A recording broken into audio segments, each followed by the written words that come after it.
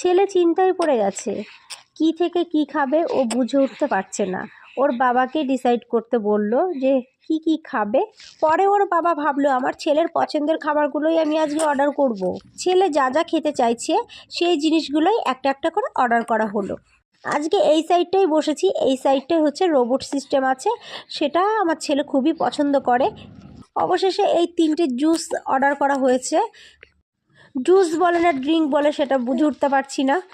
তারপর ধোসা নেওয়া হয়েছে, ফিশ ফ্রাই নেওয়া হয়েছে, ধনিয়া রাইস নেওয়া হয়েছে, চিলি চিকেন নেওয়া হয়েছে, মাংস কষা নেওয়া হয়েছে, সাথে ছিল পকোড়া, একটু স্যালাড, বাটার নান, আর জলের বোতলটা তো নিতেই হবে, জলের বোতলটাও নেওয়া হয়েছিল।